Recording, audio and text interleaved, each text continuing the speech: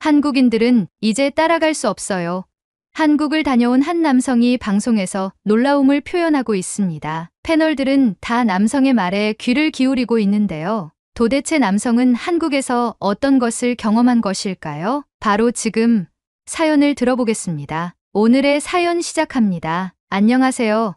저는 BBC 다큐멘터리 PD 피터 스미스입니다. 세계에는 강대국이 많습니다. 기술과 경제력을 겸비한 미국, 전통과 혁신을 동시에 보여주는 독일, 빠르게 성장하는 중국까지. 하지만 우리는 이번 다큐멘터리에서 거대한 자원이나 넓은 영토를 가지고 있지 않은 나라가 세계적 성공을 이루는 비결에 주목하고 싶었습니다. 저는 이번 프로젝트를 준비하며 제가 가장 집중했던 질문은 바로 이것이었습니다. 세계 무대에서 독창적인 방식으로 성공을 거둘 수 있었던 나라의 숨겨진 이유, 그리하여 넓은 영토를 가지고 있지 않은 나라들을 리스트업하고 각 나라들이 분야별로 성공을 거둔 사례들을 체크하며 심층 취재를 할 나라의 후보군을 구성하였습니다. 그 중에서도 한국은 독보적이었습니다. 한국은 자원이 부족한 나라임에도 불구하고 경제 성장은 물론 문화, 기술, 코로나 시기에 스마트한 방역 체계 등 다양한 분야에서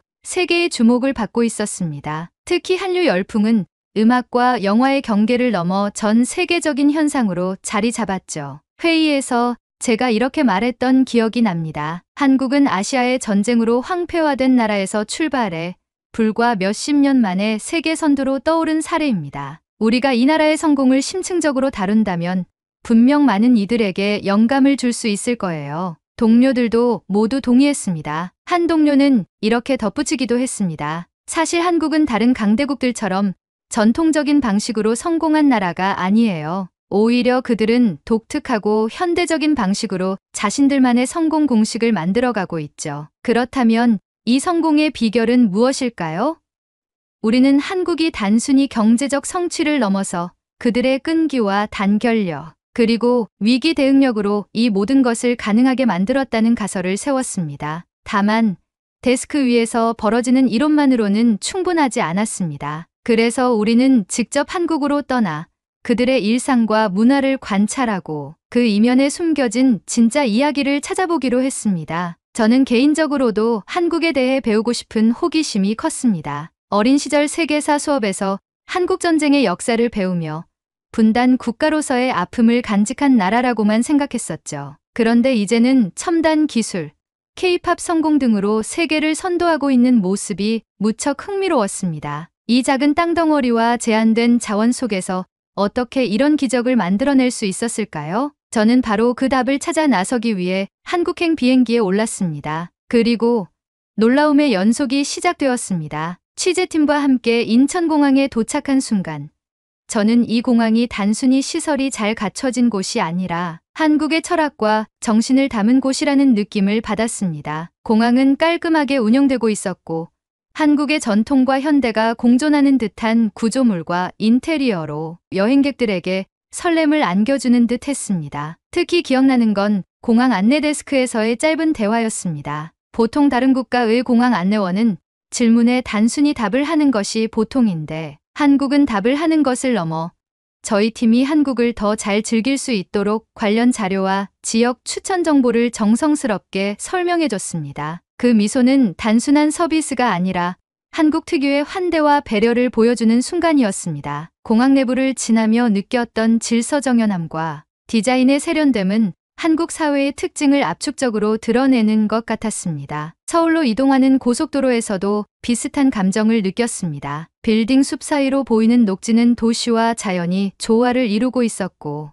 대중교통의 정시성과 편리함은 효율성을 중요시하는 한국인의 생활 방식을 보여줬습니다. 그 순간 저는 스스로에게 이렇게 물었습니다. 이 나라는 어떻게 이런 시스템을 만들어냈을까? 한국에 도착해 다양한 분야를 취재하던 중 저는 한국인의 끈기와 적응력이 단순히 개인적인 성격이 아니라 사회적 시스템과 문화 속에서 형성된다는 사실을 발견했습니다. 스포츠, 교육, 경제, 그리고 첨단 기술 분야에서 만난 사람들은 한결같이 실패를 두려워하지 않는다는 공통점을 가지고 있었습니다. 최근 e스포츠의 레전드라고 불리는 페이커 선수의 인터뷰에서 한국인의 끈기가 돋보이는 명언이 있었죠. 실패라는 말은 부정적이라서 모두가 두려워하는 단어이다. 하지만 실패를 거듭해야 성공이 온다. 실패라는 단어를 작은 성공이라고 생각하고 도전하면 성공에 이를 것이다. 평소 게임을 좋아하던 저로서는 최근에 들었던 이 말이 단순히 페이커 선수의 마음가짐이 아닌 한국인의 끈기와 패기, 열정과 긍지를 보여주는 단면적인 예시로 보였습니다. 한국인의 철학을 느끼지 못한 다른 사람들은 이러한 생각조차 하지 못했을 것이라는 생각도 들었죠. 우리 취재팀이 첫 번째로 방문했던 곳은 한국 스포츠의 심장이라 불리는 진천 국가대표 선수촌이었습니다. 이곳은 한국 양궁, 쇼트트랙, 태권도 등 다양한 종목의 선수들이 세계 무대에서 금메달을 위해 훈련하는 공간입니다. 저는 대한양궁협회 소속 코치와 선수들을 직접 만나 한국 스포츠가 세계 정상급 성적을 유지하는 비결을 알아보기로 했습니다. 양궁장에서 만난 코치는 훈련이 단순히 기술을 가르치는 것이 아니라 정신력을 강화하는 과정이라고 강조했습니다. 양궁은 머리로 쏘는 스포츠입니다. 선수들이 어떤 상황에서도 자신감을 유지할 수 있도록 실패와 압박을 견디는 연습을 반복합니다. 그는 저를 실내 훈련장으로 데려가 악천후를 재현한 시뮬레이션 훈련을 보여주었습니다. 바람 소리를 내는 대형 송풍기와 다양한 조명 조건에서 선수들은 침착하게 화살을 쏘고 있었습니다. 그중 한 선수를 인터뷰했을 때 그는 이렇게 말했습니다. 훈련에서 실패를 경험하지 않으면 시합에서는 더 큰 실패를 합니다. 그래서 실패를 두려워하지 않고 매 순간 배우려고 노력해요. 훈련을 지켜보며 저는 한국인들이 단순히 성공을 목표로 하기보다는 실패를 통해 더 강해지는 법을 배운다는 점을 깨달았습니다. 이 정신은 단지 스포츠에만 국한되지 않았습니다. 스포츠와 마찬가지로 한국의 교육 시스템도 끈기를 형성하는 중요한 기반이었습니다. 저는 서울의 한 고등학교를 찾아가 야간 자율학습 시스템을 직접 견학해봤습니다. 오후 8시 학교 교실은 여전히 밝았습니다. 대부분의 학생들이 수업이 끝난 후에도 책상 앞에 앉아 문제를 풀거나 노트 필기를 하고 있었죠. 한 교사는 한국 학생들의 이런 끈기가 어디에서 비롯되었는지 설명했습니다. 한국의 교육은 단순히 시험 점수를 올리는 것을 목표로 하지 않습니다. 긴 시간 동안 집중하며 목표를 이루는 훈련이죠. 학생들은 이 과정을 통해 포기하지 않는 법을 배우게 됩니다. 저는 학생들과도 이야기를 나눴습니다. 학생들은 외국인인 저희들과의 대화에 아무렇지 않은 듯 자연스레 영어로 소통하려 했습니다. 그 모습마저 놀라웠죠. 한 학생은 이렇게 말했습니다. 힘들 때도 많지만 지금의 노력이 미래의 나를 더 강하게 만든다고 믿어요. 공부만 잘하는 게 중요한 게 아니라 어떻게든 도전을 끝까지 이어가는 게 더 큰 가치라고 생각해요. 이 말에서 저는 한국 교육이 단순히 지식을 전달하는 것이 아니라 끈기와 인내를 통해 강한 정신력을 길러주는 역할을 한다는 것을 느낄 수 있었습니다. 한국인의 끈기는 경제 성장의 역사에서도 뚜렷하게 드러났습니다. 저는 1960, 70년대 황폐화된 산림을 복구했던 산림녹화운동의 사례를 조사하기 위해 산림청 관계자와 당시 참여자였던 어르신을 인터뷰했습니다. 산림청의 이 연구관은 당시의 상황을 이렇게 설명했습니다. 전쟁 직후 한국의 산림은 그야말로 폐허 상태였습니다. 나무를 땔감으로 모두 베어내면서 황무지처럼 변해 있었죠. 하지만 정부와 국민이 힘을 합쳐 묘목을 심고 산림을 가꿨습니다. 그 덕분에 오늘날 한국은 세계에서 가장 성공적인 산림 복구 국가로 손꼽히고 있습니다. 이어서 만난 70대 어르신은 산림녹화운동 당시의 이야기를 들려주었습니다. 그때는 배고프고 힘들었지만 나무를 심으면 우리 아이들이 더 나은 환경에서 살 수 있을 거라고 믿었어요. 그래서 새벽부터 나와 돌을 나르고 묘목을 심으며 하루를 보냈죠. 그때는 모두가 한마음이었어요. 그의 말을 들으며 저는 한국 경제 성장이 단순히 정책이나 기술 덕분이 아니라 국민들의 희생과 끈기에 뿌리를 두고 있다는 사실을 실감할 수 있었습니다. 마지막으로 저는 서울 종로의 한 스타트업 센터를 방문해 한국 기술 산업의 첨단을 이끌어가는 창업가들을 만났습니다. 한 스타트업 대표는 초기 창업 과정에서 겪었던 실패와 극복 과정을 이렇게 설명했습니다. 처음에는 저희 기술을 아무도 믿지 않았어요. 투자도 받지 못하고 여러 번 거절당했죠. 하지만 한국에서는 실패가 끝이 아니라 배움의 과정으로 여겨집니다. 저희 팀은 그 경험을 기반으로 더 강해졌고 지금은 해외 시장에서도 성공을 거두고 있습니다. 이 창업가는 자신의 성공이 단순한 기술력 때문만이 아니라 실패를 받아들이고 적응하며 계속 도전한 결과라고 강조했습니다. 이처럼 스포츠, 교육, 경제, 그리고 첨단 기술까지 한국인의 끈기와 적응력은 그들의 삶 곳곳에 녹아 있었습니다. 이들은 실패를 두려워하지 않고 오히려 실패를 통해 배우며 성장해 왔습니다. 한국에서의 취재를 통해 제가 가장 깊은 인상을 받은 부분은 한국인의 단결력이었습니다. 평소에는 경쟁적이고 개성이 강해 보였던 한국인들이 위기가 닥치면 놀랍도록 하나로 뭉치는 모습을 여러 사례에서 목격했습니다. 그것은 단순히 개인적인 희생이나 노력의 문제가 아니라 공동체의 존엄성과 미래를 지키기 위한 선택이었습니다. 이 단결력은 단지 한국 역사 속의 사건들에서만 나타난 것이 아니라 현대에 이르러 세계적 롤모델이 되는 사례로 이어지고 있었습니다. 1997년 한국은 국가부도 위기에 직면하며 전 세계 경제 전문가들의 우려 속에 IMF의 구제금융을 받아야 했습니다. 실업률이 급증하고 기업들이 줄지어 도산하며 국민들은 경제적 혼란의 중심에 있었습니다. 하지만 이 상황에서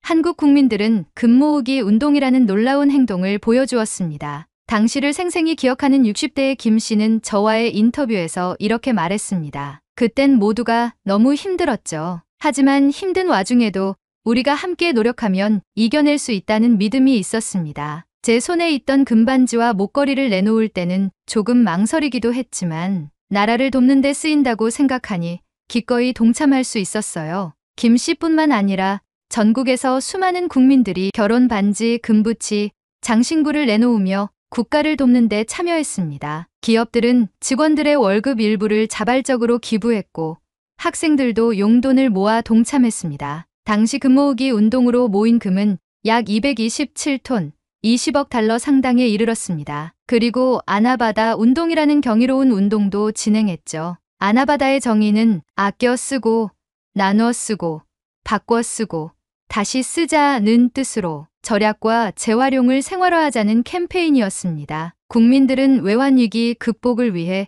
각자의 일상에서 소비를 줄이고 쓰지 않는 물건을 나누거나 재사용하며 위기에 적극적으로 대응했습니다. 서울의 한 지역 주민센터에서 만난 박 씨는 당시의 상황을 이렇게 회상했습니다. 동네 사람들이 집에서 안 쓰는 물건을 들고 나와 서로 교환했어요. 아이들 교복부터 주방용품까지 뭐든 나눴죠. 힘든 상황이었지만 이런 활동을 하면서 서로 격려하고 위기를 함께 이겨낼 수 있었습니다. 아나바다 운동은 단순히 절약과 나눔을 실천하는 데 그치지 않았습니다. 이 운동은 모두가 조금씩 희생하면 함께 더 큰 변화를 만들 수 있다는 메시지를 전하며 국민들 사이에서 공동체 의식을 더욱 강화시켰습니다. 당시 한국 언론은 이 운동을 대대적으로 보도하며 경제 위기를 극복하려는 국민적 운동의 상징으로 평가했습니다. 전 세계적으로도 유례없는 이런 국민적 대응은 외환위기 극복의 핵심 요소로 자리 잡았습니다. 이 운동들은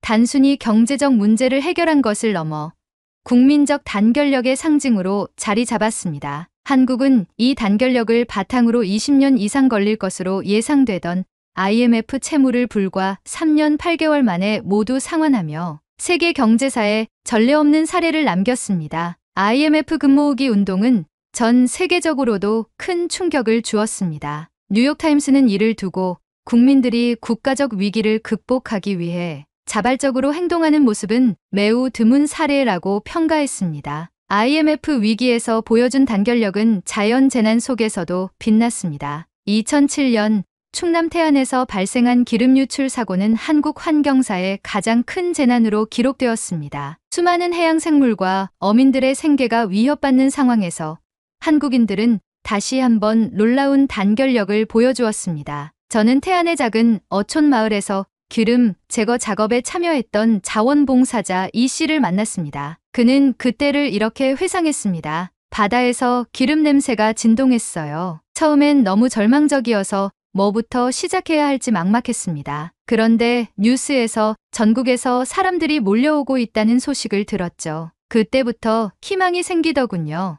이 씨의 말처럼 전국 각지에서 수십만 명의 자원봉사자들이 태안으로 모였습니다. 어린 학생부터 노년의 어르신까지 모두가 함께 바다를 복구하기 위해 맨손으로 기름을 닦아냈습니다. 기름이 묻은 조개 껍데기를 하나하나 닦고 바위에 끼어있는 기름 덩어리를 손으로 긁어내며 작업을 이어갔습니다. 현장에서 만난 또 다른 자원봉사자 박 씨는 당시를 이렇게 이야기했습니다. 우리는 바다를 되살리기 위해 왔어요. 내가 이 일을 해서 큰 변화를 만들 수 있을지는 몰랐지만 모두가 함께할 때 결과는 달라질 거라 믿었어요. 결국 한국인들의 단결력은 세계 환경운동 역사에서도 모범 사례로 남았습니다. 당시 한국인들의 행동은 저희 BBC와 미국의 CNN 같은 주요 매체에서도 다뤄졌으며 뉴욕타임스는 이를 두고 위기의 순간 한국인들이 공동체를 위해 보여준 행동은 전 세계가 본받아야 할 모델이라고 극찬했습니다. 현대에 이르러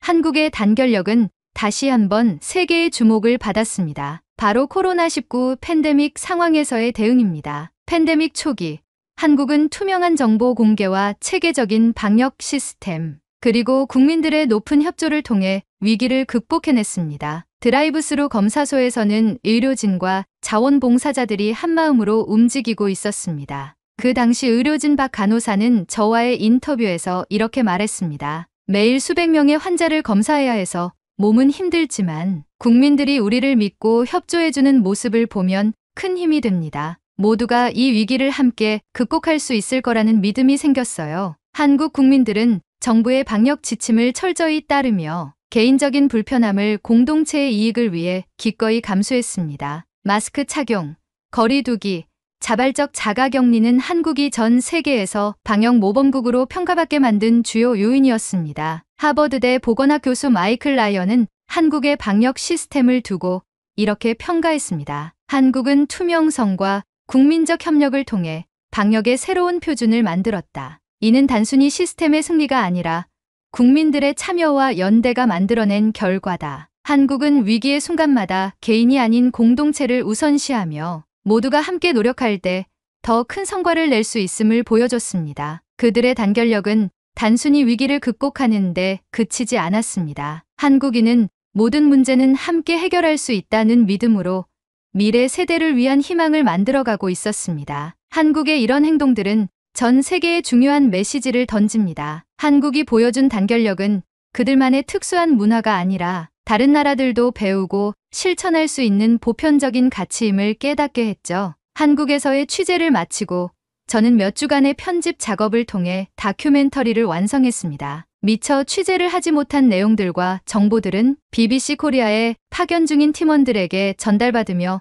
부족한 부분 없이 차곡차곡 채워나갔습니다. 제작팀과 함께 런던의 BBC 본사 스튜디오에서 방영 준비를 마치며 설렘과 긴장 속에 있었습니다. 한국의 끈기와 단결력을 담은 이 이야기가 과연 시청자들에게 어떻게 받아들여질지 예상하기 어려웠기 때문입니다. 하지만 저는 현대 전 세계 인구가 이 내용에 조금이라도 공감하며 지구촌 모든 인류가 함께 상생하고 발전하는 청사진을 그리길 바라는 마음으로 방영을 기다렸습니다. 다큐멘터리는 프라임타임에 방영되었습니다. 저와 팀원들은 초조하게 방송을 모니터링했습니다. 방영이 끝난 후 우리는 긴장된 마음으로 시청률 데이터를 기다렸습니다. 제작팀의 회의실은 조용했습니다. 몇몇은 초조한 표정으로 커피를 들고 있었고 저는 무심코 테이블 위를 손가락으로 두드리고 있었죠. 드디어 데이터가 들어왔습니다. 화면에 표시된 숫자는 우리가 기대했던 것보다 훨씬 컸습니다. 시청률 12.5%. BBC에서 이 정도 수치를 기록하는 것은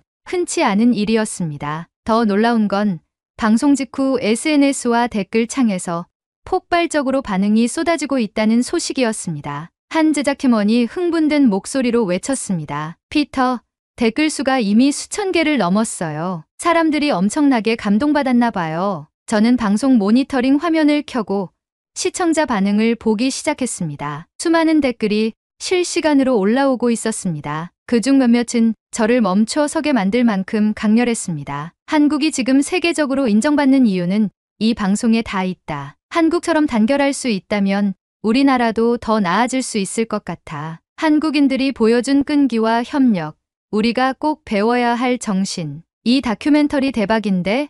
한국이 더 멋지고 아름답게 보여. 우리도 위기를 기회로 바꾸는 법을 배워야겠어. 일부 시청자들은 개인적인 경험과 연결 지어 이야기하기도 했습니다. IMF 금모으기 운동은 정말 믿기지 않는 이야기였어요. 제가 그런 상황에 있었다면 과연 그렇게 할 수 있었을까 싶네요. 대단합니다. 태안 기름 유출 사고에서 자원봉사자들이 손으로 바다를 닦아낸 장면은 정말 잊을 수 없을 거예요. 눈물이 났습니다. SNS에서도 다큐멘터리 클립이 빠르게 공유되며 화제가 되고 있었습니다. BBC 공식 계정에 올라온 클립 하나는 몇 시간 만에 100만 조회수를 돌파했고 한국 관련 해시태그가 트위터 트렌드에 올랐습니다. 특히 뉴욕타임스와 가디언 같은 주요 매체들도 다큐멘터리를 인용하며 한국의 단결력과 끈기를 조명했습니다. 하버드대 교수 마이클 라이언은 인터뷰를 통해 다큐멘터리 내용을 칭찬하며 이렇게 말했습니다. 이 다큐멘터리는 단지 한국의 이야기가 아닙니다.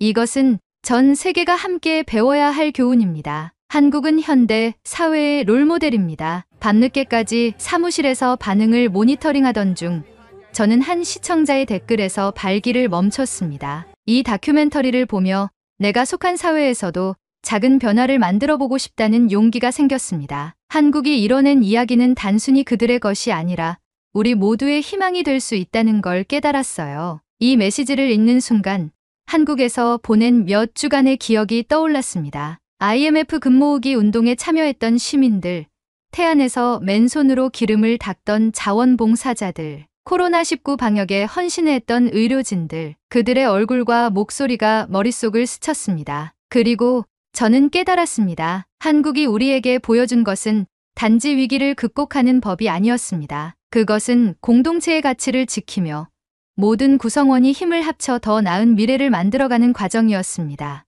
이번 다큐멘터리는 단순히 한 나라의 성공을 다룬 프로그램이 아니었습니다. 한국의 이야기는 위기 속에서도 존엄성을 잃지 않고 공동체를 위해 행동하는 것이 얼마나 중요한지 알려주는 메시지였습니다. 저는 이 다큐멘터리를 마무리하며 이렇게 생각했습니다. 한국의 이야기는 끝이 아니라 새로운 시작이다. 그리고 그들은 앞으로도 더 많은 교훈과 영감을 세계에 전해줄 것이다. 이 프로그램이 단순히 한 번의 방송으로 끝나지 않기를 바랍니다. 한국이 보여준 끈기와 단결력, 그리고 공동체 정신은 전 세계 어디에서든 영감이 될 수 있을 것입니다. 위기를 기회로, 갈등을 협력으로, 그리고 불가능을 가능으로 바꾼 나라. 한국의 이야기는 이제 세계의 이야기입니다. 오늘의 이야기는 여기까지입니다. 요즘 부쩍 날씨가 추워졌죠? 추운 날씨 속에 시청해주신 여러분께 추천드리는 제품들을 태그해두었어요. 특히 화면을 자주 보고 있는 저는 루테인으로 눈 건강을 항상 챙긴답니다. 여러분도 환절기 감기 조심하시고 눈 건강, 몸 건강하게 한국인의 자긍심으로 살아가시는 하루 되시길 바랄게요. 그리고 오늘의 이야기가 마음에 드셨다면 구독, 좋아요 부탁드리겠습니다. 다음엔 더 좋은 사연으로 여러분을 찾아뵙겠습니다. 시청해주셔서 감사합니다.